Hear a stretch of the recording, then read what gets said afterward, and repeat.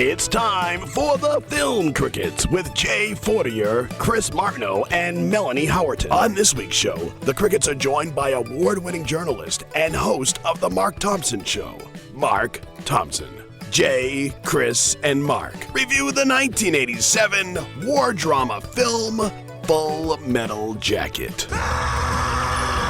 You don't scare me! Work on it! Sir, yes, sir! Marines die. That's what we're here for. But the Marine Corps lives forever. And that means you live forever. Does it stand the test of time? Let's find out. Your Film Crickets are on now. All right. Hey, friends, and welcome to the Film Crickets. It's a podcast where we talk about movies from 1980 to 1999 and decide beyond a shadow of a doubt whether or not these movies stand the test of time. I'm your co-host, Jay Fortier. I'm along with my good friend and co-host, Chris Martineau. Good afternoon, Jason.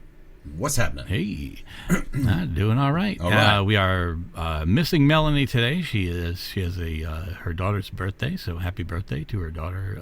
She'll be back next week, and we're psyched right now. Though we got Mark Thompson with us, man. Welcome, buddy.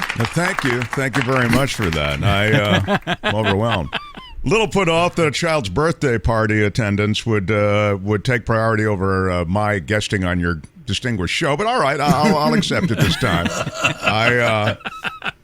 It's delightful to be with you guys, really is. Kind of a cool niche you guys have carved out for yourselves, so this will be fun. I think it'll be fun. Yeah. Well, it's an interesting idea because everybody is nostalgic, right? I mean, that's one of the things of modern culture is that suddenly the 80s are like, oh, it wasn't so bad. So, well, all right, well, let's put your pedal to the metal here. Like, watch some good movies, watch some crappy movies, and see if they actually do hold up. Mark, please, what are you involved in these days, Mark? Before we get into Full Metal Jacket, go ahead. I've got a couple of, I had a long television news career and also hosting a bunch of shows for generally the Fox network, and a lot of voiceover stuff that I continue to do. Most of my on-camera stuff now is associated with political commentary. I'm on TYT a lot, which is the largest online news network in the world, and you can find them on YouTube, of course, and elsewhere. And I took and I was on two radio stations: a huge talk station in Southern California called KFI, and a huge talk radio station in Northern California called KGO in San Francisco. So KGO changed format, and it was kind of expensive to run the talk station, etc. Anyway, they changed format quite suddenly. And when they did, I said, well, let's take everybody on our show, the news person and the producer and myself, and we'll just pick up and we'll go to YouTube. And we'll do a kind of hybrid show. So it's kind of like a radio show, but you see it, and we do have some visuals, etc. But the essence of the show is what we were doing on the radio. So we launched that late October, and we've been doing that show every day. I'm on from 10 to noon live. That's Pacific time, 10 to noon live. So what is that, 1 to 3 where you guys are on the East Coast? Yep. And so that's live every day. And then, of course, it's on YouTube, so you can watch it anytime. In fact, I think the lion's share of people who watch the show don't watch it live. They watch it in replay. So we just passed our 10,000 subscriber mark, which I guess is a big deal in this world of, when you're a newbie on YouTube, which we certainly are. And so we're just approaching, I think, the 4th month. So it's been or just knocking over the 4th month. So it's been quite an interesting ride. I mean, the whole world of YouTube, and, you guys know this as well when it comes to copyright issues and it comes to any number of ownership questions. And you're so much more limited in music. You can't do anything with music.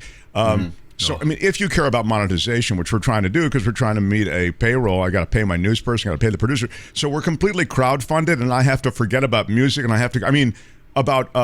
and you need original compositions of the sort that we just heard in your intro. You know what I mean? Right. It's so I'm really learning as we go, but we're getting some momentum, and it's just a question of getting the word out and growing. So it's called The Mark Thompson Show, and it's fun to do other shows on YouTube. If you do other shows on the platform, that's how you spread the word. I'll tell people about this show on my show, and then that'll bring people to your show. I mean, and there's not, as I see it, and then we can get into the movies, but it's funny just talking about this because this is real media, YouTube.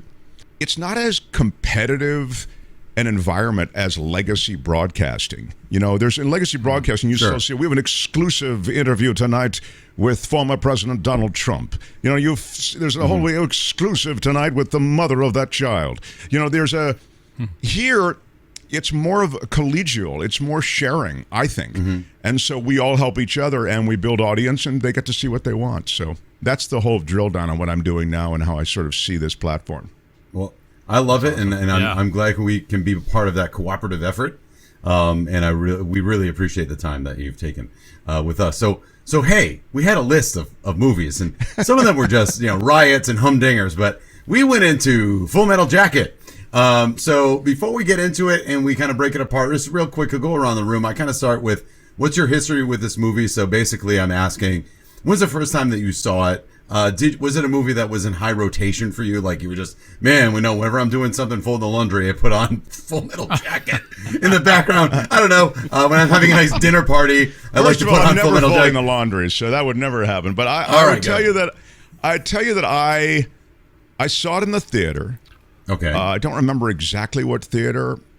I mean, I think, I remember exactly what theater I saw Apocalypse Now, which was another one I was sort of thinking about in this anti-war absurdity of war genre, Jesus, but Full Metal Jacket is a much even more intense, I don't know, they're all intense, but a really piercing message, and we'll get to it in a second.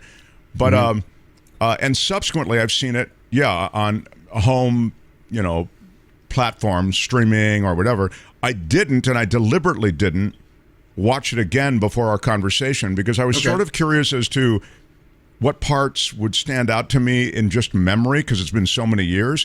And I also think that some of the lingering messages and moments in the film even are interesting to see as you, and I felt if I watched the movie, I would lose all of that. Like, you know what I mean? But in a way, I feel bad that I didn't watch it because maybe there's some specifics. But I think that between the three of us, we're going to be able to get most of what's important out of this movie. But the movie landed really well for me as a story. It's obviously two movies, There's the boot camp movie and then there's the Vietnam part of the movie, but they're really distinct. It really feels as though you're seeing two movies, even though there's a through line with a character. So and characters. So the long answer to your question, but I saw it in the theater. Subsequently, I think seen it a couple of times, but it's been now years since I've seen it. Okay, great. And that's interesting. And also in that two movie thing, Kubrick is not obviously not new to that. I mean, 2001: A Space Odyssey is basically two movies except with a weird third act. And you can also make the same argument for Doctor Strangelove. I mean, it's from two different points of view entirely. So he's not new to that. Shining, you can also make that argument as well, right? But this one's obviously stark. And hot take, everybody. Everybody remembers the boot camp and doesn't remember anything else about this movie. That's why everybody talks about boot camp and kind of forgets the rest of it. Jay and I were talking about that before. So Jay, what's your history? What's your deal with this movie, man? I saw it on cable. I was in high school, and I remember, at times laughing about stuff, like that. Obviously, I was not of the age yet to fully appreciate all the darkness. Like I thought it was kind of like there was moments, lines that the drill instructor would say. Yep. That you would laugh at, and then today it's like, holy crap, what the hell? That was brutal. Go ahead. I'm glad you brought that up because that's something I want to talk about with the three of us, because I think obviously we hung out in the same high school back in the day, and there were certain aspects of this movie that were repeated by Drill Sergeant, which were R. Lee Ermey, which are obviously horrible things to say. Right. And at the time when you're young, you think they're funny because they're so horrible. You're not recognizing at the time, because you're small or a teenager, the impact of the things that he's saying. You just think, wow, that's a horrible thing to say, so it's hysterical. And people used to say these lines to each other. I remember distinctly the things that Drill Sergeant would say, and we would just repeat them because it was just hysterical, right? So apparently back in the day, we thought toxic masculinity was hysterical. You know what I mean? God, that's so funny how he says that about that person and his race. Right, and you've got and it's more than toxic masculinity. It's bullying with a capital B, right? I mean, you're just it's a dehumanizing kind of bullying. Right. Mm-hmm. Yeah. Agreed. Oh my God. But I'm gonna definitely got to talk about that. So you saw it on video, and did you watch it a lot? What's your deal? Once and that was it? I watched it a couple times, maybe over the years. But the thing was, it stuck out. I forgot how long the second half was. Mm-hmm. So like the boot camp part was the part that just stayed forever, and the ending, like when they're walking away singing the Mickey Mouse Club. We'll get into it later, but I'm saying like they're singing the Mickey Mouse Club theme song, and that stuck out. I remember that very well, and everybody remembers the prostitute that shows up right at the beginning of the second act. Sure. And of course, she's burned in our brains from the Two Live Crew as well. And when aren't they burning our brains, honestly? And just a note on the length, Kubrick makes long movies. I mean, let's just say it. I mean, 2001 was a long movie. Help me, he's only made 13 movies. Right. But and this is his this second movie, to last. Second to last, is that it? Yeah. And so the length of the film is sort of consistent with who Kubrick was as a filmmaker, it feels, right? Yep. And it's also consistent with the fact that he takes forever to make movies. Not only is there a large gap in between, but it takes, the schedule on 2001 was supposed to be short. It went like 18 months over. This movie, I think Modine got engaged, married, and had a child before the movie. I'm serious, before the movie was done filming. So he takes preposterously long, but because he's Stanley, right? So at this point, other people will call him a maniac, but they're like, no, it's going to be good. It's going to be good. Just trust him. It's going to be fine. And even he has, as 2001, he wasn't sure how it was going to hit. And this is another one that I don't know what his feelings were, but and these films that he's done, you mentioned 2001. I mean, these films are adapted from books. 2001 was the only way, if you didn't read the book, that you could you couldn't quite get the movie. I think it was hard to get. You saw this at the end, this baby kind of flying across the universe. You're going, what the hell is? I don't get this, dude. And you didn't introduce this baby earlier. I don't know who the hell this baby is. You're not supposed to understand it, man. No, dude, you have to. But if you read the book, they literally, lay it out there. So same. This is also an adaptation. This was a book, So, but Kubrick, same thing with The Shining and all the, it's so. Anyway, I didn't know that about the length of time. That's wild. Yeah, it's nuts. And I'll give you another one about the haircutting scene as well in a moment. So anyway, my history with this film is I saw it once. I saw it on video with my brother and sister. My brother and sister were big movie fans in terms of like that the popular culture stuff, but also these types of movies that are like you have to digest, right? So my sister showed me 2001 again at far too early an age, did not understand it. Made fun of it consistently, and I get a lot of, shut the fuck up kind of situation. Then in my 30s, I realized, oh, wait, it's a masterpiece. This movie, and again, this is Jay to what we were talking about before. I saw this movie once, and then I finally rewatched it for the first time. But however, the movie's in the popular zeitgeist. Like, everybody knows so many scenes. Like, you just say, it's like Superman. Like, you say Superman, people know who Superman is without ever seeing Superman. And you say Full Metal Jacket, and everybody knows, Arlie Ermy and Miso Honi. And I'm sorry for the voice. I'm just saying, I'm not that guy. But I mean, everybody knows it. And it's such a hard movie to watch, but it's in the zeitgeist, which is bizarre that everyone knows the film, right? Okay. Shall I do? So that's that. I'll go into the IMDb breakdown, and then let's roll into Full Metal Jacket. So we go to IMDb. We see how IMDb can actually try to describe this movie in one sentence. So we've got Full Metal Jacket. Came out in 1987. It's rated R. Comes in an hour and 56 minutes.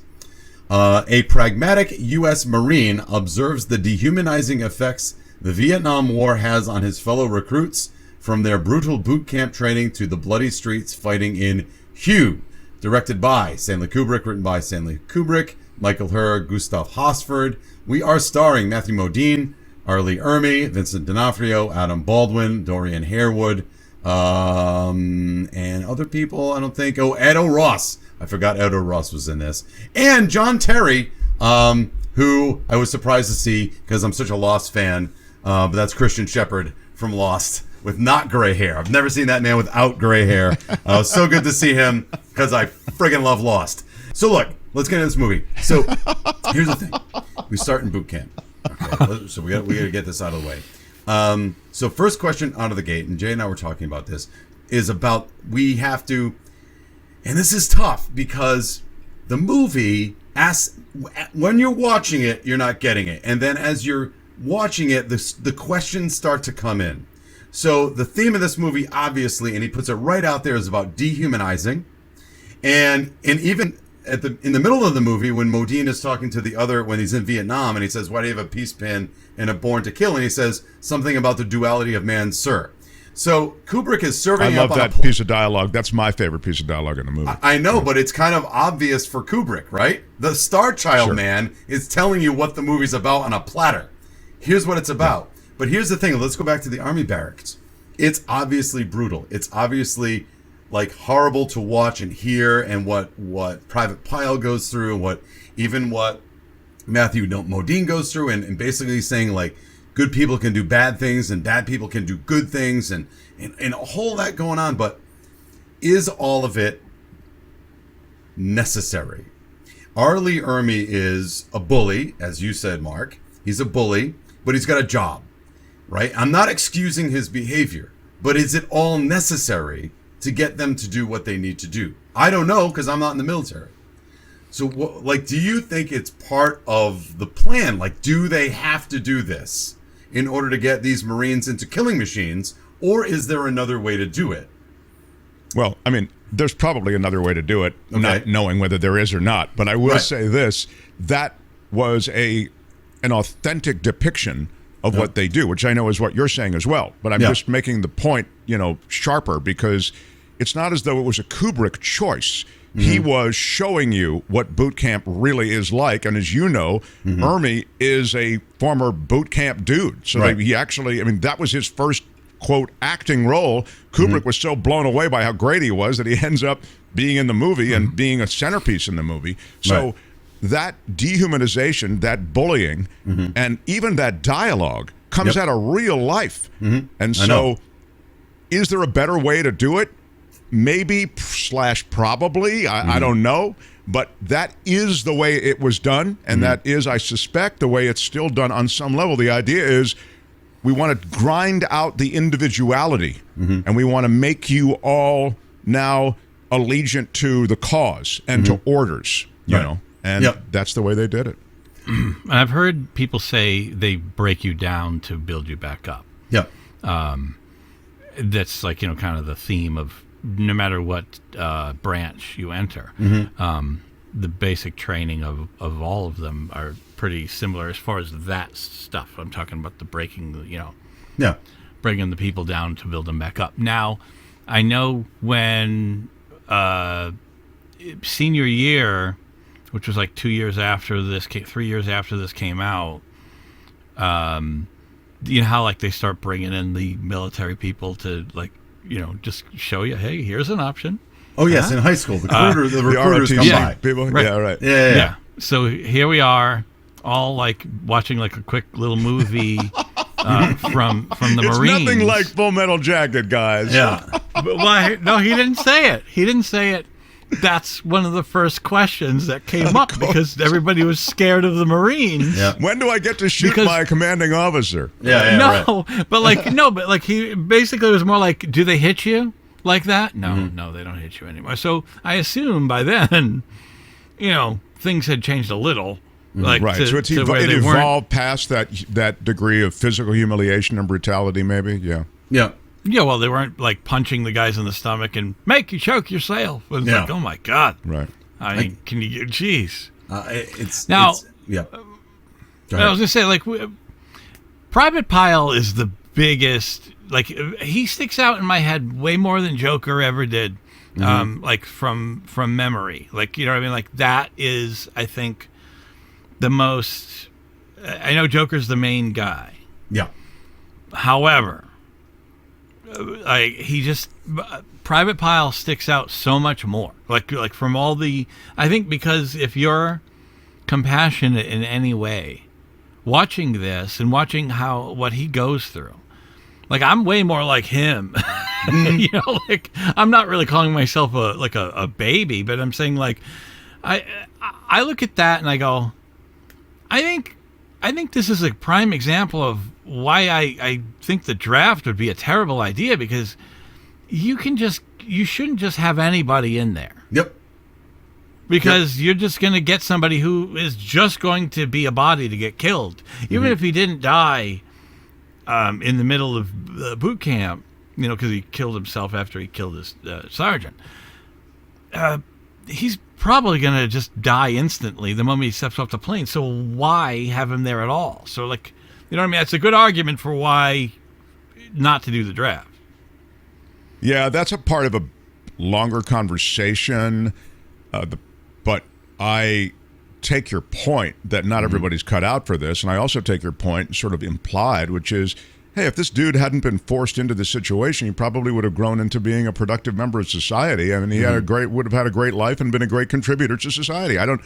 Instead, you humiliate the crap and bully the crap out of him, you know, all in service of, you know, some war end that is ridiculous to begin with, given the fact that the American foreign policy at the time clearly knew they weren't going to win the war. They just keep sending guys over there, tens of thousands of them.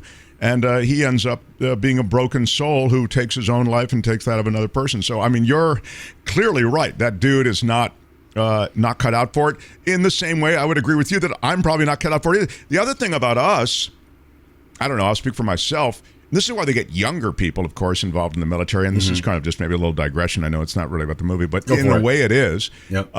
You know, younger people tend to question less. Literally, developmentally, your brain is evolving in a way that allows you to sort of follow the commander up the hill in a way that if you're a 40-year-old, you're going to go, hey, dude, that is stupid. I'm not going up that hill, because it's, you know, seriously, we begin to process orders and information in different ways as we go. So I think, I don't know, I'd like to think that a 40-year-old Mark would say, hey, dude, don't talk to me that way. I mean, I'll be part of your unit, but I mean, and then of course you get your head lopped off rhetorically and humiliated physically in other ways. But I don't think I would be that guy. I think I'd be trying to do exactly what the guy told me, so that I wouldn't get in trouble and I wouldn't be singled out and humiliated in front of the other soldiers. Right. There's so much wrapped up in it, you know, and.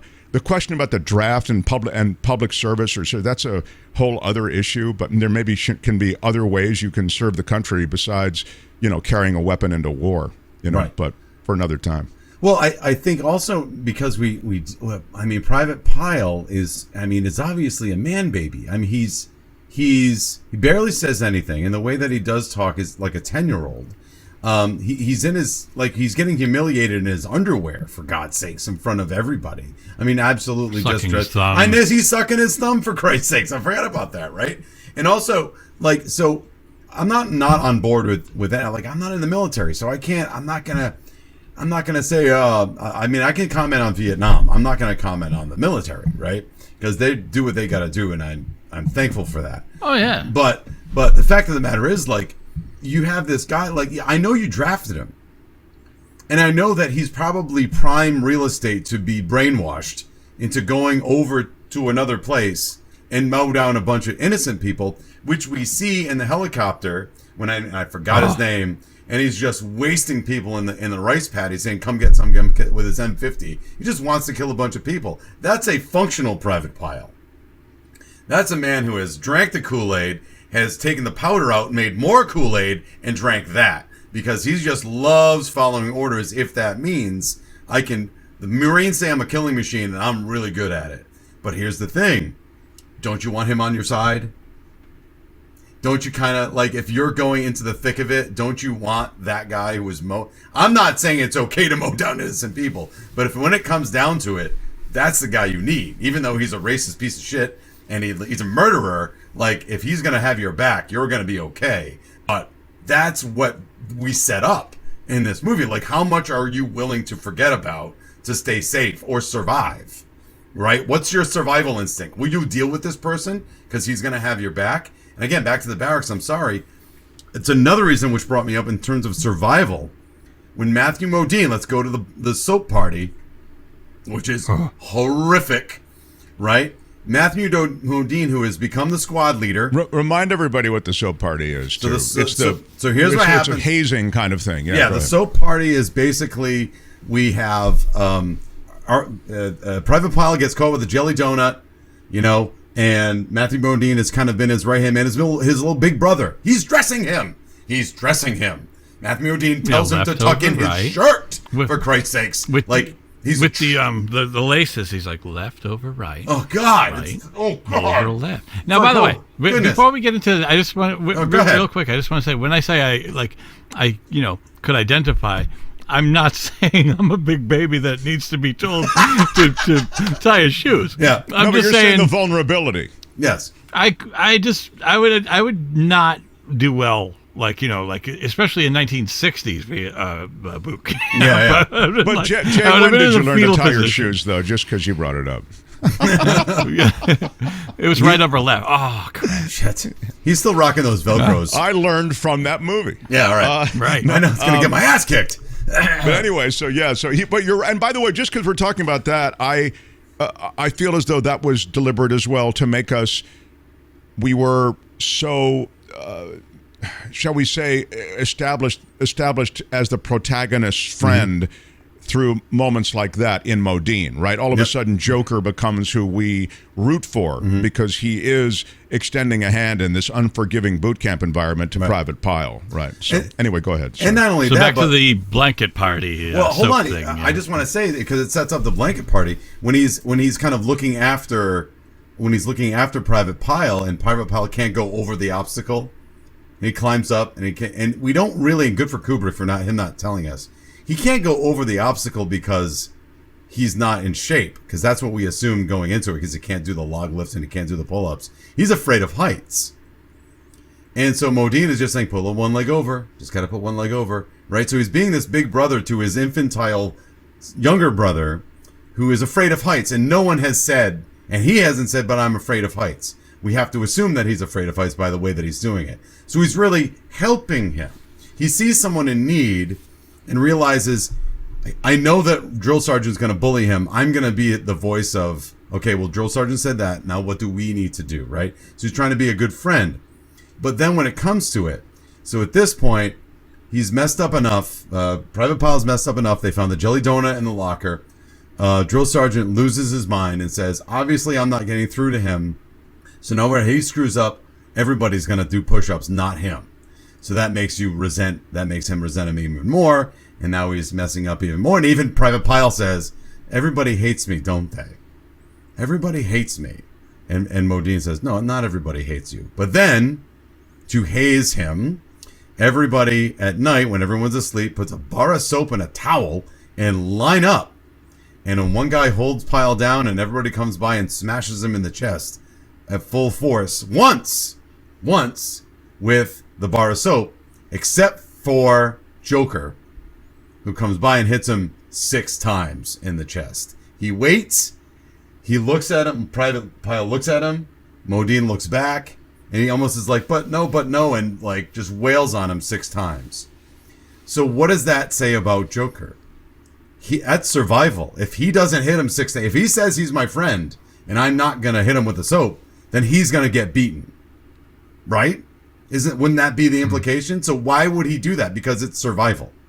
And so here's a good person doing bad things, where we see bad people doing sometimes good things, not often, in the movie. And that's the duality bit. So while it's obvious the duality of man with the pin and the helmet, we see these little nuances of duality that we have to think about. And that to me is that's really interesting, moment. Chris. Yeah. It's funny. I like that insight, and I have to think about it for a second. I will tell you that for me, he didn't have to do it for survival. That's why I'm kind of like, gosh, that's an interesting take. He did it because he was emotional and resented that he had extended himself so much for Private Pyle, and then Private Pyle hadn't, if you will, done his part for whatever reason.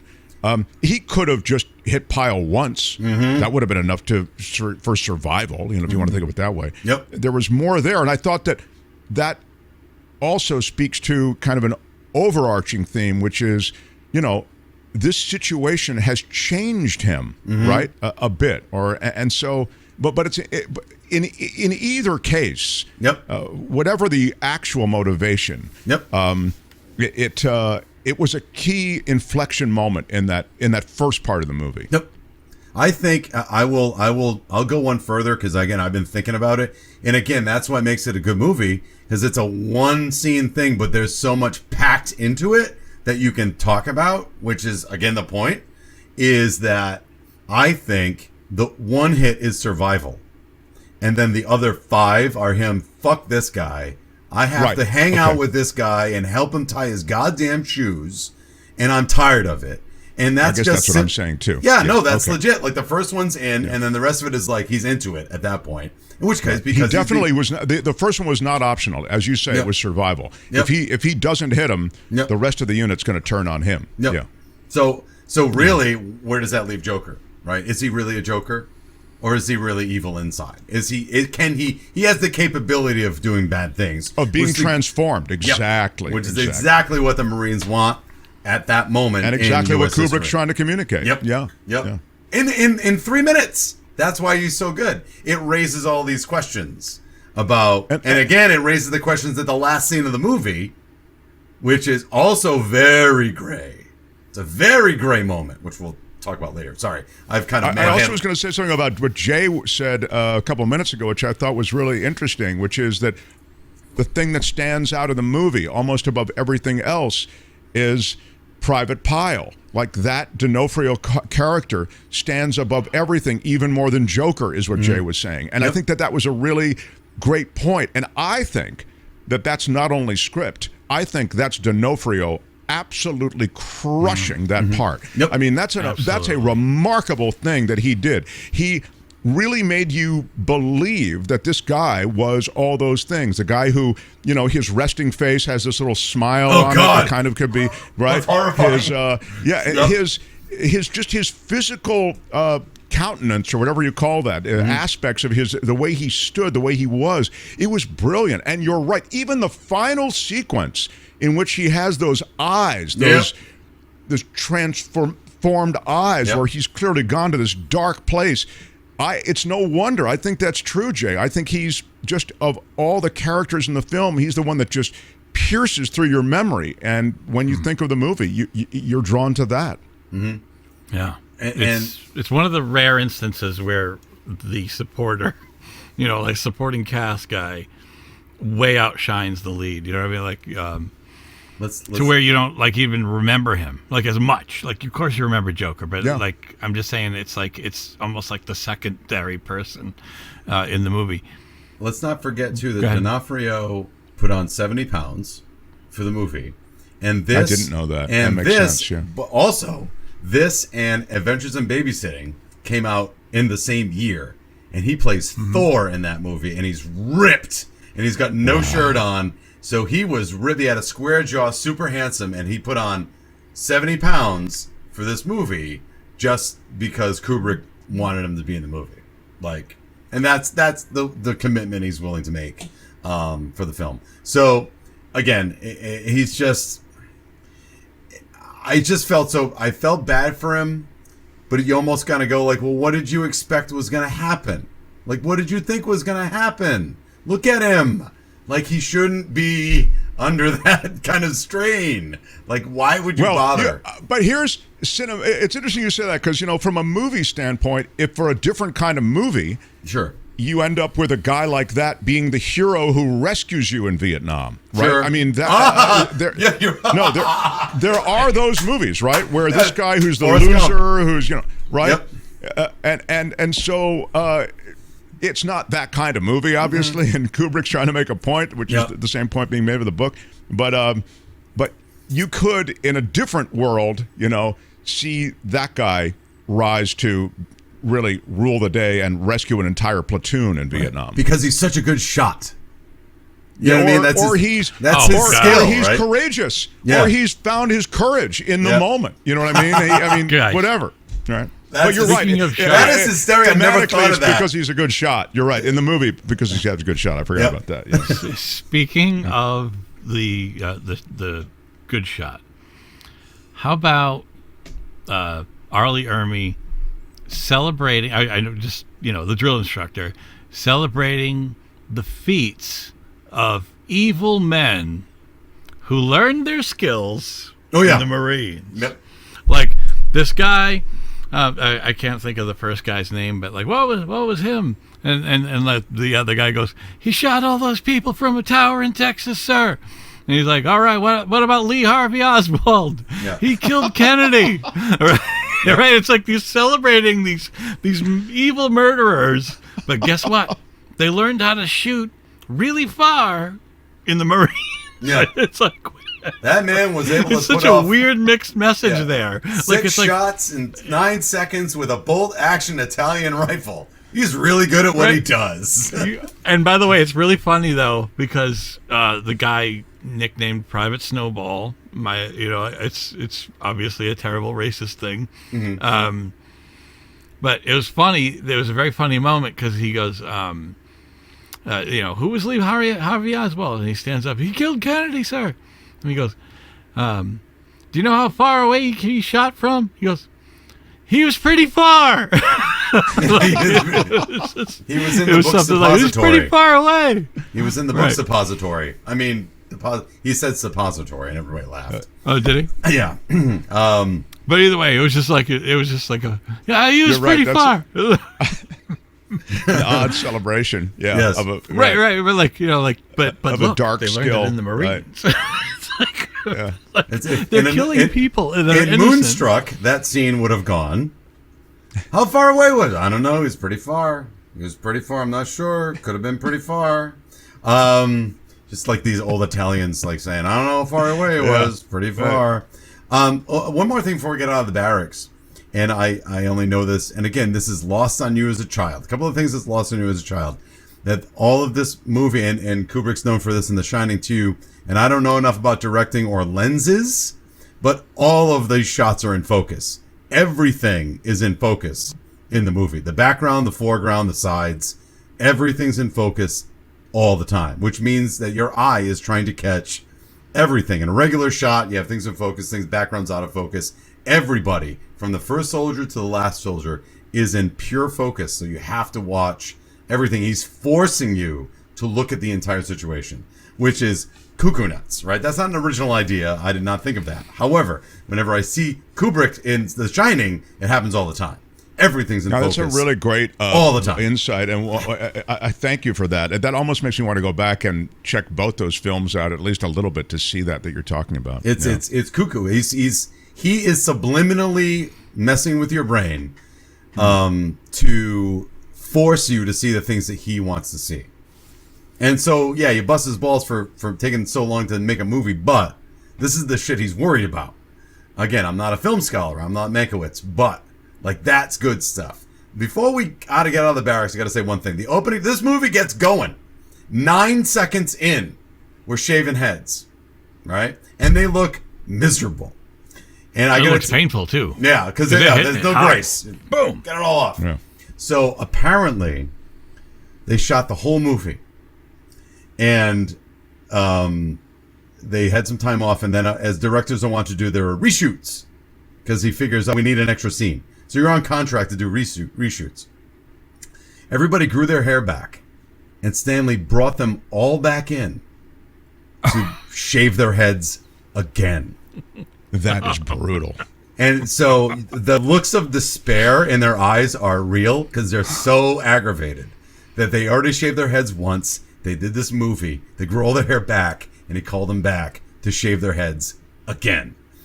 First of all, that's a great piece of trivia. And secondly, here we are, venerating Stanley Kubrick. What a great filmmaker, and clearly he is. But dude, you need to do a reshoot on the haircut sequence. You couldn't get that. I mean, what was wrong with that we need to reshoot? You know what I mean? That's why I'm not an actor, I guess. So I would go, Stanley, we did that. I mean, you're telling me you need to reshoot that sequence? I mean, it's pretty straightforward. We're all sitting there, and you just shave our heads. Yeah. I mean, it's not like it was a combat sequence that you need to reshoot. No, it wasn't in the original. Like, he didn't even have the scene to begin with. He added the scene. Okay. He added the scene. I see. So he thought they hadn't.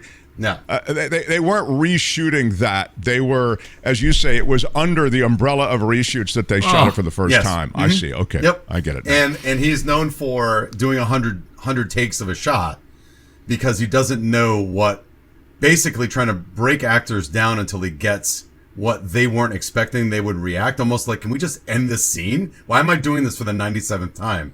So he wouldn't tell actors what they wanted. So in that last film, Eyes Wide Shut, which I haven't seen, I have no desire to see because it's basically softcore porn with Tom Cruise looking like in swingers joints, and it's weird, and I don't want to see it. I'm with you. I have no desire to see that movie. But Tom Cruise, in the height of his popularity in 99, was going to Stanley going, Stanley, just tell me what you want. Just tell me what you want. I'm Tom Cruise. I have an Oscar. I can do anything you want. Just tell me. He's like, I'm not sure. Let's just do it again. And take 89. Like, it's nuts. He's crazy. Okay. By the way, just because you mentioned Tom Cruise and we're talking about this, it's a war film. We're talking about the Kubrick film, Full Metal Jacket. I thought Tom Cruise really established himself to me as a spectacular actor in Born on the 4th of July. Sure. I mean, that to me was like, oh my God, this guy really can act. It's not just like he can, kind of act at certain moments if you give him this right kind of script. I mean, that was an insanely challenging role, and I thought he rocked it. I also thought it was very good. I thought it was Oliver Stone at his most, calm. No, it's, again, a tough movie to watch. That's why people that watch Full Metal Jacket over and over again, you ought to keep an eye on them. And also, Born on the 4th of July, if you have it in high rotation, boy, you like punishment. Yeah, what's I don't know. going on there? Right. I don't know. Okay, so are we done with the barracks? Want to go any more in the barracks? We want to go to Vietnam? Not really. I don't want to go. No. Yeah, I know. Yeah. I can't think of anything else in the barracks. I mean, I think you.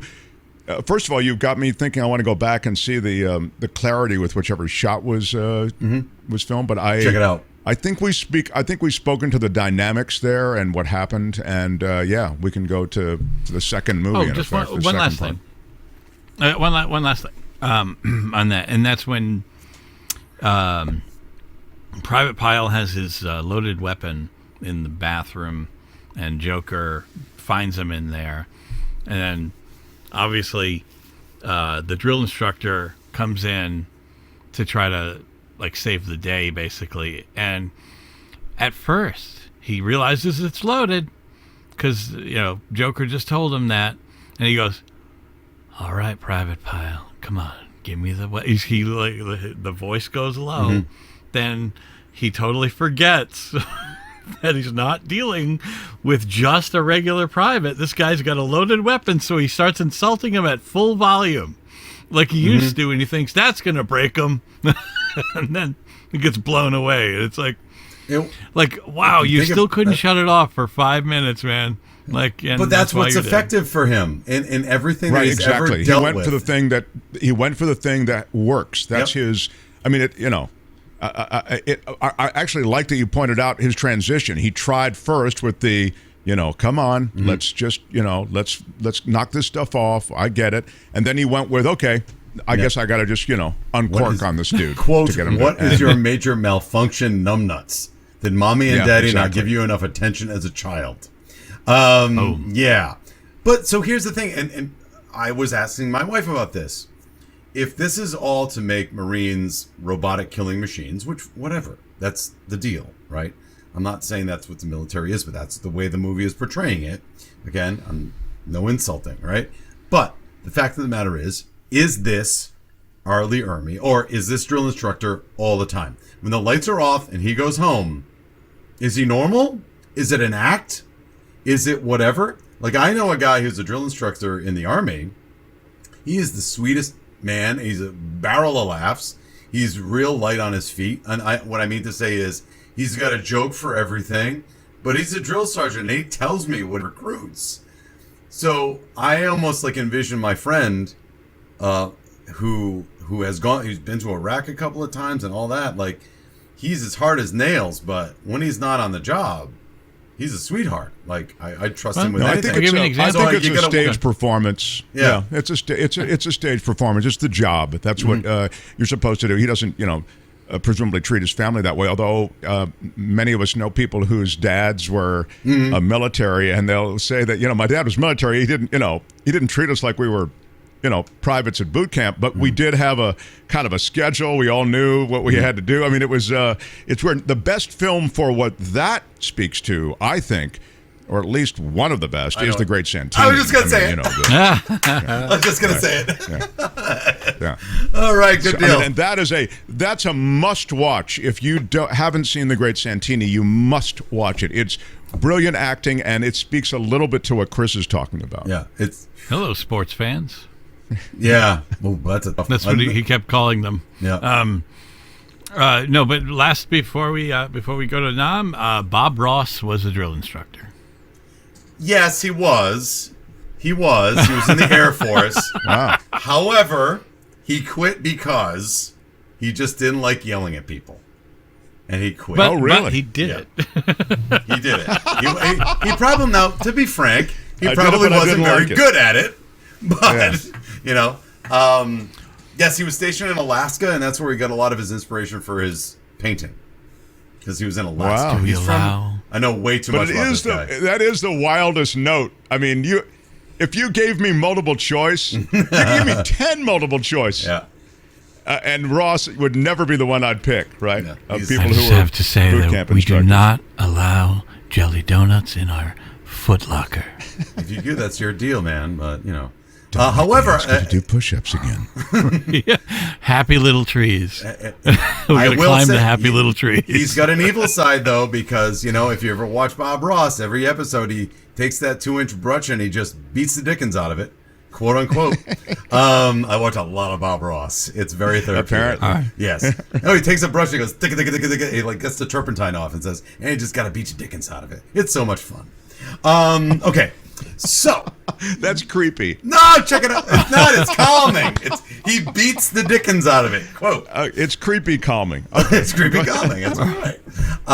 Okay, so we're going to Nam. I have now. This is where, again, hot take. I like the first part of this movie, and the second part is impactful, but no one remembers it as much. And that's what everybody says about this movie. Like, I remember Arlie Ermy, and everything else becomes a fog. Except for prostitutes and the final penultimate scene when the guys get kind of like in an ambush and they have to get the sniper and all that stuff. How do you guys feel about the Vietnam piece? Is it as good, in your opinion? Is it on par? Is it not as good? Does it go on too long? Like, what do you think? Jay, you want to start? Yeah. I think some of it wasn't necessary, as far as the length. I mean, you could have just did a little. I mean, I guess though he probably wanted to really paint a picture of how terrible it was. So I mean, he did that. And then it's funny. It is a huge contrast between what you just went through in boot camp to Joker sitting around a table with a lieutenant that's going, all right, now who wants to write about this subject? Mm-hmm. Like where they're at the newspaper, and it's very relaxed. It's not, you son of a bitch, Yeah. Like everything, not like screaming at the top. So like, it's a weird little shift. And then he and his friend there, I can't think of his name, but a blonde guy. Yeah, it's got a weird name. I forgot it. And go ahead. Rafterman, I think. Rafterman, yeah. Rafterman. And they both seem to want to get in the thick of it, not realizing how terrible that is. Yeah. Rafterman keeps wanting to join him. And Joker keeps wanting to play like the mother hen guy, where he's like, no, I want to keep you here, okay? I don't think you want to see that, even though I don't think Joker's seen anything majorly yet at the time. And then they get after they get ambushed, they end up being told to go to another place, like a little further in, where it's in the thick of it. And so that's when they're in the helicopter and they're witnessing that guy shooting just innocent people as they're going along. And it's like, yeah, I guess one thing I wanted to know is, I guess, how is it that nobody was in check, I guess, at this point? Yeah. You know, like, it's like free for all, kill everybody you want, innocent women walking down the street, or, you know, like, you're up in a helicopter, they got nothing, you know. So it's like this weird blurred line, like nobody knew who, there was like no enemy anymore, like no specific person that was the enemy. It was like, just, they're all bad, and like, we're gonna kill everybody. And it's just, I don't know. I mean, I don't want to get too deep, but I'm saying, like, it's just like here I am, like, going, man, what a piece of shit that guy is, you know. Like, so when he died, not too long after, I was like, oh well. You know what I mean? Yeah, the guy that was up in the helicopter. Yeah, he died because of a bomb that went off roadside, I think. But he was standing behind. It's funny. I don't remember that part of the movie. I mean, I remember the general sense that you're speaking of. I don't remember that guy and him dying. Animal Mother. His name was Animal Mother for whatever reason. Who knows? The whole thing is maybe reflective of a reality, which is that it is kind of a free for all. You know, I think that's one of the problems that there was in Vietnam. Maybe there is in Iraq, or was in Iraq and Afghanistan, etc. That the degree to which maybe let's give everybody the benefit of the doubt on wanting to do the right thing, or be, you know, have the kind of oversight that would prevent them from, you know, stepping in and going too far. It was just hard to do, and there's such a blur between enemy, combatant, and friend that you end up with, and that's been played out in, you know, so many different movies. We talked about Stone's movie and his, you know, Platoon and Apocalypse Now, etc. That you begin just having that tension. You just want to shoot everybody. You know, I think on some level the soldiers in Vietnam just didn't know the whole situation was so effed up. Yeah. But right. So maybe, you know, maybe that does reflect a reality of that conflict, and maybe of others, the fog of war type thing. But I think you know, it's funny. Jay made that point, and Chris, you as well, and I too feel as though the first part of the movie was the standout part of the movie, and we've talked about the fact that that's the part you remember. And I'm wrestling with what you're asking, which is that because the performances were so great, with a script that was solid for the first part, you didn't feel like there was any kind of wasted scenes in the first part of the movie. Yes. And as we say, everybody crushed their parts. It was just crazy well done. And the second part of the movie, it's more of a pastiche of stuff, and then there's some standout moments. And is that a script issue, or is that the way it's supposed to be? And you begin to, it just doesn't have the clarity of punching through the way the first part did. Right. Now, it's making the same point, right? Both parts of this movie make the same point, and that is, you beat the crap out of somebody emotionally. You turn them into killing machines, and abuse becomes something that unleashes an evil in everyone, right? And that's the point that Kubrick is making, and that the book made, and that the screenplay made in both parts of this film. So let's fast forward, because there's a lot of, and Jay said it, so we got to talk about that last scene then, since you brought it up, because that's where the duality comes back, right? So there's some time in between, in my opinion, that is gray. There's a lot of stuff that I don't know how necessary it is. Like, I don't buy that Joker is that jokey and he gets away with it. I don't give a shit what's happening. Like, if you're talking to your superior officer, I don't care if they work for Stars and Stripes, you start making jokes about people dying, like, I just don't think it's gonna fly. You know, you mean when he's talking to the general? Are you when he's talking to where he goes in that sequence of duality of? No, I'm talking about when he's at Stars and Stripes, and the editor is telling him about. I don't even remember. I'm sorry that I don't remember specifically. But he makes like, he's very relaxed. And it makes like off-color jokes. But he's with the general. He's back to barracks and he's going, it's something about the duality of man, sir. Something like that. Right. And there's a lot of little things in there that are important because in that scene that you mentioned, something about the duality of man, again, serving up the theme of the music on the movie on a silver platter, the old general who could be Arlie Ermy in 20 years, just without as much energy. You could imagine him being the same guy, but now he's out in the field. He says something along the lines of, every person in Vietnam, I'm paraphrasing, every person in Vietnam is an American waiting to come out. We're trying to free that.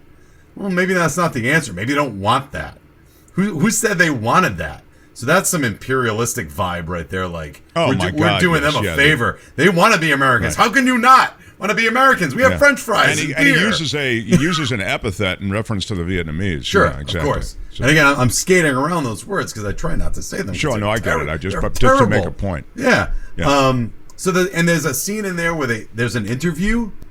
They interview each of the members, Animal Mother and Cowboy, and they just killed a bunch of people. And one of them's like, why are we even fighting this? They don't even know that they're trying to be saved. And another one's like, I just want to kill a bunch of enemy and all that stuff. So to me, that's unnecessary, even though I hate to say that about Kubrick because I'm not Kubrick.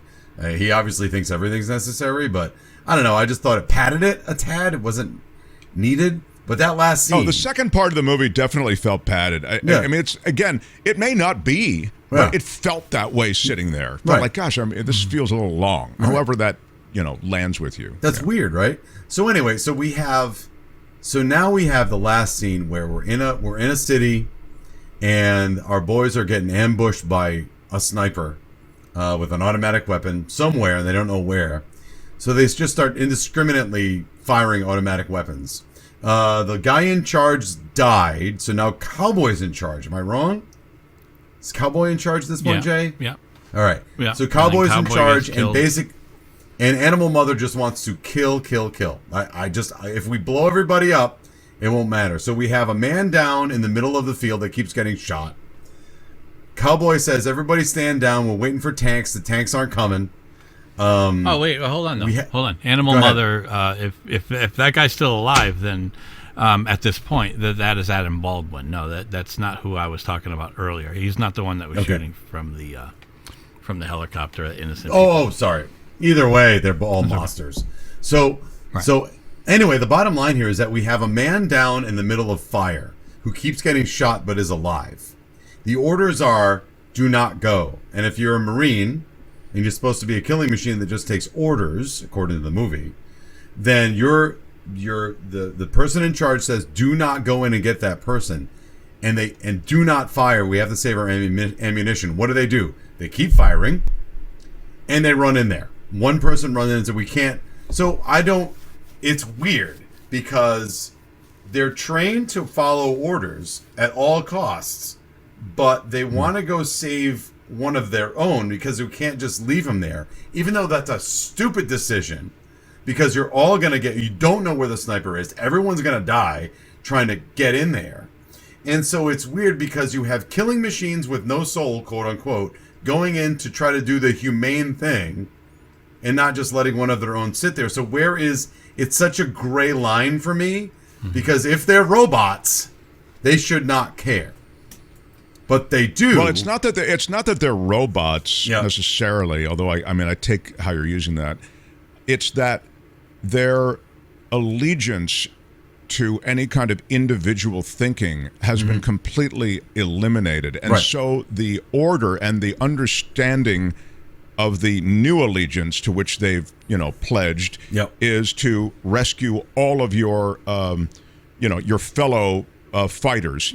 I was listening to talk radio during the Iraqi war, the beginning, and caller said, "I just got back from Iraq," and the host said, "Really appreciate the sacrifice you're making for all of us." And the guy said, "Hey, let me just say something.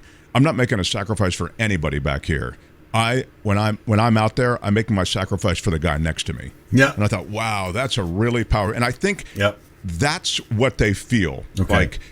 That's the order, and that's what they have internalized. We're not going anywhere till we get that guy out of there. Right.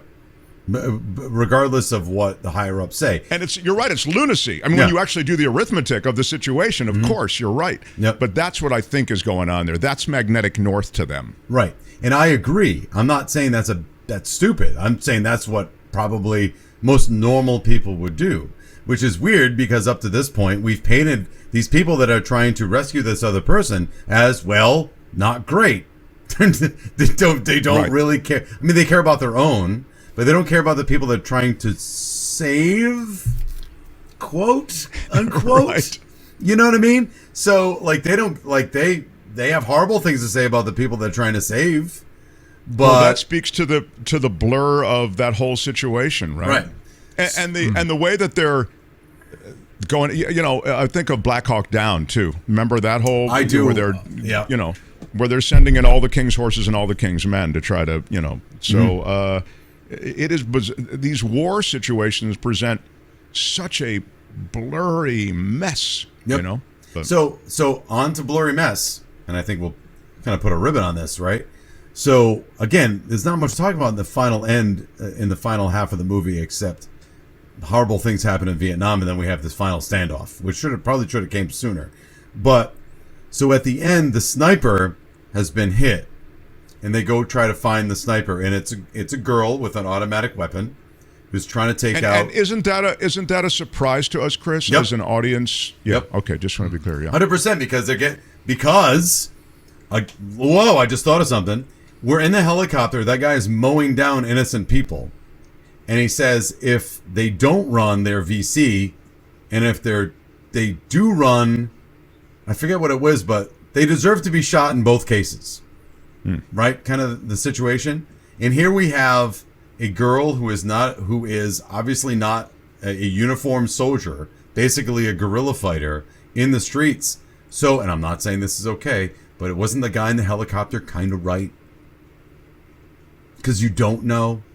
Because the people he was mowing down on the rice paddy had the hats on, had the cone hat. I'm sorry, I'm not trying to be. I don't know the name, but those the rice paddy hats on. I'm sorry, I don't know it. And the person that was the sniper had the same hat on. So, like, what are we trying to say? Are we trying to say he's right? Where he's not. But in that instant, makes it very gray. She gets shot, and she's not dead. And the company says, leave her for the rats. And Joker says, we can't leave her for the rats. So he shoots her. And is that a good thing? I think that's the question that's being answered. Because he's really putting her out of her misery. Because they're going to leave her. She's going to die. He's you either look at it putting out of her misery, or it's a private pilot situation where I've had it with these people. And now this is just an excuse for me to pull out a bullet in somebody at close range. That's a tough moment, right? And that's where the peace pin gets... I'm sure everybody noticed the peace pin kind of gets covered and the Born to Kill comes out into the light. Everybody noticed that. Yes? No, I didn't. Yeah, it happens. I didn't remember it. No. Yeah, I don't think maybe I didn't even... It may not have even landed with me the first time. So he's standing there deciding what to grab. do with her. And he's got the peace pin and the Born to Kill. And while he's thinking of it, he turns. His lapel covers the peace pin, and because everything's on fire, Born to Kill gets lit up. Wow, that's really strong, and that's Kubrick. Yeah. That's just Kubrick. Yeah. Man. So, but I think he should have done it. I'm sorry. Sure. I was just going to say that. I really felt like it was because that shows that he is not like the guy in the helicopter. The guy in the helicopter was enjoying himself. He loved killing people. Just because it said Born to Kill, and he even said he wanted to kill somebody back in boot camp, doesn't mean you literally mean that until it's time. You know what I'm saying? I could sit there in my chair and say, "Oh, I would have done this." Sure. Play armchair quarterback all day, but I'm saying when he's there, though, the human being that we want him to be, came out, I think, there, and he put her out of her misery. I don't think it was any type of to be a little bit opposite of that guy in the helicopter. Okay. He was not getting his kicks out of it. Mark, do you have a take on that?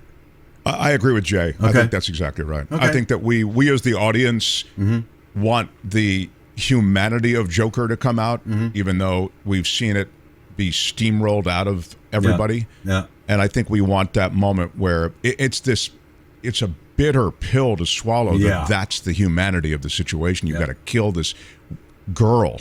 I mean, it's profound. Right. And yet, I think Jay's right. I think that's what we want, and that's the only humanity in that moment. Right. And I must say, But I want to go back and look at that scene again. Yeah. It's such a tough scene to see. Yeah. But now I want to see it for the cinematic stuff you've talked about, the way the lighting shifts. I can't wait to watch that. I think that's going to be like, man, I can't believe I didn't see that the first time. But guys, this is the genius of the Kubrick bit, is that you are, and I'm not saying you're correct, like I have the fucking answers. I'm sorry, cursing, but like I don't have the answers. But the fact is that we're having this conversation and we're saying that the humanity that is coming forward, we're saying that he is not the Joker that hit Pyle 6 times with a piece of soap because he's sick of Pyle.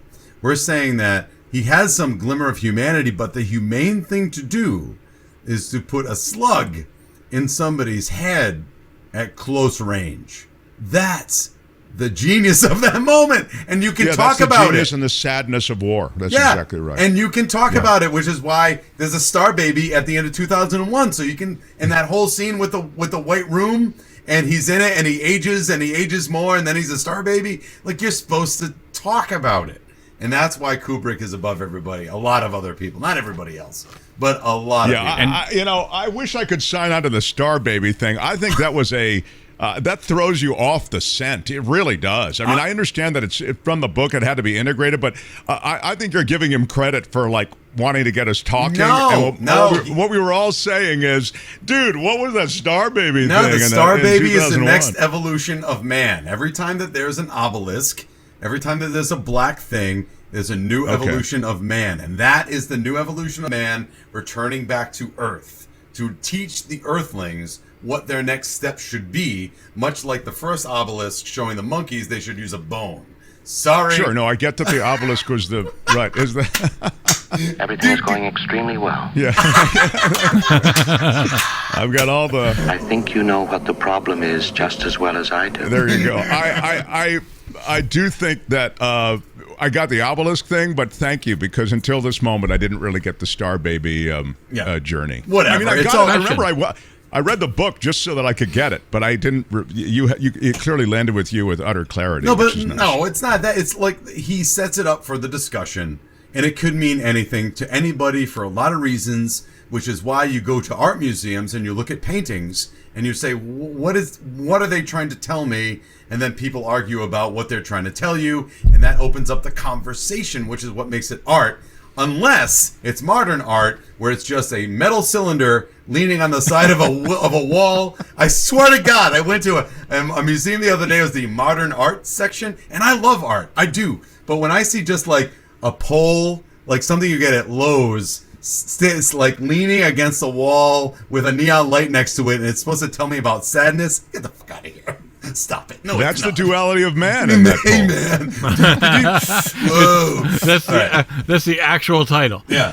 Duality of man, man. No, one last thing before we hit Final Judgment. I want to ask about your takes on the Mickey Mouse Club theme song being sung by all of them as they're heading back. All right. After he shoots her in the head. I just thought it was an interesting choice. Well, what do you think, Jay? You brought it up. Oh, you want me to? I'll go for it. I'll tell you what. No, I don't care. I was going to get your takes on it first. I'll tell you what. I never thought about it. Let me give it a couple of moments, and I would say that is an obvious. That is, to me, imperialism at its finest. We have brought our Western culture and the symbol of Western culture, which is Mickey Mouse, to the East, and now that we have desolated everything in front of us, it is now safe to bring Mickey Mouse and Western culture and Western democracy in its form to Vietnam, and there it is. Wow. Mark? As he fades Very away. well done. I would. Yeah. Oh, wow. Impressive. Yeah. It was a choice between the applause and. What? No, I have to tell you that I think it's really a cool question. It didn't. I think Chris is sort of speaking for me a little bit when he talks about how it landed for me when I saw the movie. Like I didn't go, oh wow, that's so freaky that they go with the Mickey Mouse. It didn't. And this may speak to the power of just being sort of bludgeoned by the brutality of the situation. I felt, well, of course they're singing the Mickey Mouse. It's as though the horror that they are living and that they are perpetrating is just, it's lost in the landscape of, that they're singing a Disney theme, I didn't think of the exporting of our culture and the and how that's all we care about. I didn't really think of it that way. I guess I thought of it in terms of the juxtaposition of Mickey Mouse and the sweetness of that, and the horror that we've just seen them all both witness and perpetrate. Sure. Well, and I agree with you, Mark. I think also it's funny because they were singing it verbatim. Like everything was like they were like, hey there, hi there, ho there, like, and they were doing the call and response, Mickey Mouse, Mickey Mouse, Mickey Mouse, Mickey Mouse. They were doing, and they're walking with guns and there's flames everywhere. It's just a really, really cool scene. And then when it's over, it's like, again, it's credits. It's meant for discussion, and I think it's supposed to. Yeah, certainly that is. And I think it's supposed to just get you, and Kubrick's good at it, just get you off your balance. I was not expecting to hear at the end of the Born to Kill scene and euthanizing a terrorist, in the name of humanity, the Mickey Mouse theme come up. You know what I mean? No, it was like a contrast too. It's almost like a return to innocence. Sure. And there's a weird thing that happens in a war movie, and it happens in so many different, I think, genres probably also, when we're introduced to various protagonists because we're riding shotgun with them, if you'll pardon the expression. We're kind of, we're attached to them through the film. We're rooting for them not to die, get hurt, whatever it might be. And in this case, we find ourselves, rooting for these, terribly flawed killing machines, right? Just because we don't want Joker to get offed, Yep. Aren't we all flawed? That's the thing. You sit. It's disquieting. You sit with that and you go, "Gosh, I just don't like myself for rooting for either side." Here, just so, and that's it. Makes you question, what would I do in that situation, right? And that's why it's so you good. won't know until you're there. Yeah, and that's why it's different than Born on the 4th of July, because you're not given the opportunity to think like that, or Casualties of War, the one with Michael J. Fox, right? You're not given that opportunity. It's through the eyes of somebody else, but Kubrick makes you think of it like you're there, which is what would I do? I'm sorry, I'll shut up. No, it's good. I'm going to get Final Judgment, and then we'll wrap it up. All right. It's time now for Final Judgment. Are you ready to rubber stamp this bitch? Here's the Final Judgment. All right, it's time for Final Judgment, where we no longer talk about opinion, but fact. We talk about how well this movie holds up today. Let's go with Mark. I think it's still, and this is the sad fact, I think it still holds up, and I think there's a timelessness to war films generally, but certainly war films that speak to the complexities that we were just touching on. What would I do? What's the right thing to do? Is there anything righteous in a fog of war situation? Can you discern good from bad? This is, and then, I must say, as an American, you have to think back on this specific war, and it was so clearly wrong that you feel, and honestly, you don't even need the clarity which comes, from the decades since the Vietnam War. There was plenty of information about how wrong it was at the time. Same way with Iraq, and this is, again, not to, everybody who, I know so many people are in service and who, have have fought or at least served so gallantly. But anyway, to the point, you see how you get lost in, what America is about, and the questions that maybe speak more to the cultural texture of what we do and things we have no control over, right? Our government, the way that we make decisions politically, that we have just no input into, and it affects the future and life and death. And so I don't mean to make it too heavy or even make it too complicated. I think the film does hold up. And it also holds up for character. Some of the things that we've talked about speak to the way in which these people came to life. I mean, the acting it's virtuosity, and I feel that definitely holds up. And I guess Kubrick's filmmaking is just, it's transcendent. He really brings the entire thing home. So yeah, I would say it's very much something that holds up today. Cool. May I go? Go ahead. All right. Yeah, it holds up, and the reason why is for what Mark was saying. I'll agree with Mark. It's a character study. It's introspective. It brings in a lot of what we think about war, about our role in the world, about how the world's role is, in modern times.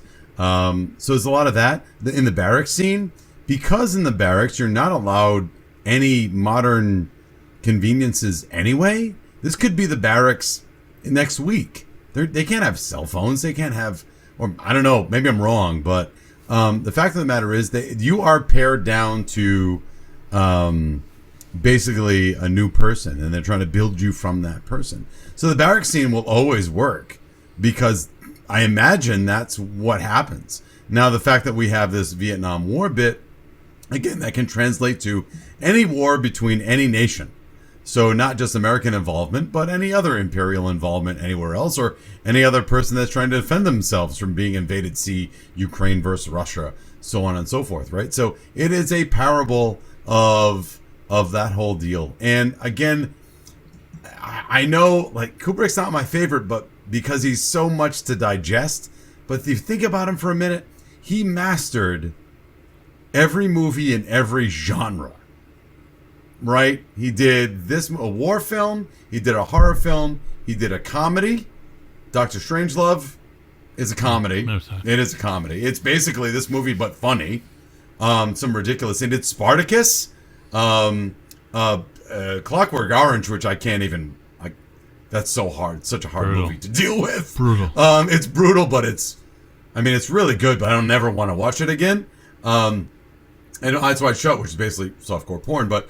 The fact of the matter is that here you have a master, regardless of how you think he deals with his actors and being a bully and making them do things over and over again, is giving us pieces of art that we are supposed to talk about. It is art on the museum wall, and you don't have to like it, but you can talk about it, and that's what he's going for. Just obviously, that's not. Oh, wow, really, Martineau? Wait, Martineau said Kubrick's good. That's a hot take. But, you know what I mean? So, yes, it holds up. 100% everybody should watch it. At least once. If you don't want to watch it over and over again. And it's my son's favorite movie. I have to mention that. How old is your son? He is going to be 20. He's 19 now. Mm-hmm. It's my son's favorite movie. And after I watched it, I texted him, because he lives with his mom in Connecticut. And I texted him, I was like, why do you like this movie? I don't mean why, like, what's wrong with you? I mean, what about this movie speaks to you? And we actually had, through texting, a very in-depth movie discussion, which warmed my heart. Because at least I had a little bit of me is in my son. And what was it? Summarize, can you summarize, like, what was the thing that you remember that he liked so much about He liked it because he said R. Lee Ermey's acting is astonishing. Quote, astonishing, which I agree with. And he brought up the duality of man bit, which is obviously right in the film. He said that, here's one of the things he said. The duality of man, Joker is good, Joker laughing, humor means good, and Pyle is evil.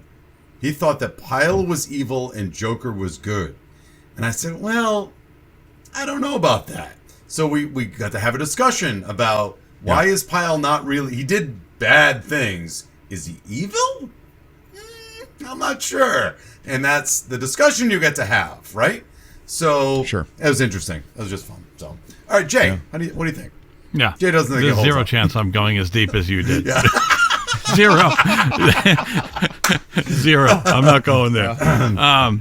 No, it's first off, period pieces hold up very well. I've always said that because you're not talking about the 80s in the 80s, you know, so you're not looking at Don Johnson's white jacket you know, and so forth. So, and I think, like I said, the first half is amazing. Arlie Ermey was great. And by the way, if you know, anybody who's not aware, he's also the soldier in Toy Story that is saying, "Frankincense, this is myrrh." Like, Also it's just in great The Frighteners. to hear him He plays Right, a yeah. ghost of himself in The Frighteners. Well, you know, awesome. this launched a show business career for him. Fox did a series with him as the drill sergeant. They tried to reconstitute him as some form of the drill sergeant in all these different projects. So yeah, this vaulted him to stardom, this role. Yep. But the real authenticity of this was played out in this movie. Sure. This was the one.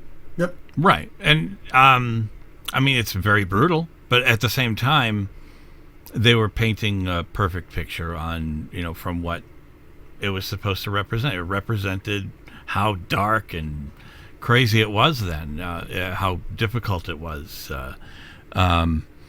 So I just think, let's put it this way. When you're done watching this, if it doesn't stick around in your head, then you weren't really watching it at all, Yeah. because it stays. Yep.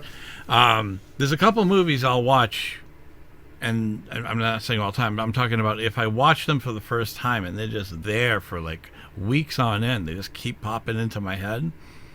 That's a really good sign that like something was pretty impactful. So like Boogie Nights stayed in my head for like weeks. Sure. You know what I mean? Because it was just so well done and so, you know, like the story was amazing. And you don't, you know, as far as and the thing is, you don't even know why it's staying in there. Something is sticking in your craw that you can't erase, and that is the sign of a good movie. Like there's something in here I'm trying to undo. And I think that speaks to directing in a big way because, you know, Boogie Nights is not a film that, if you really look at it, has, you know, I guess you guys have discussed it, or we could discuss it another time, but I'd say thematically and just from a character study standpoint, I don't know that, you know, there's anything going on with like the kind of gravitas and the kind of gripping sort of thing that we've just discussed with Full Metal Jacket.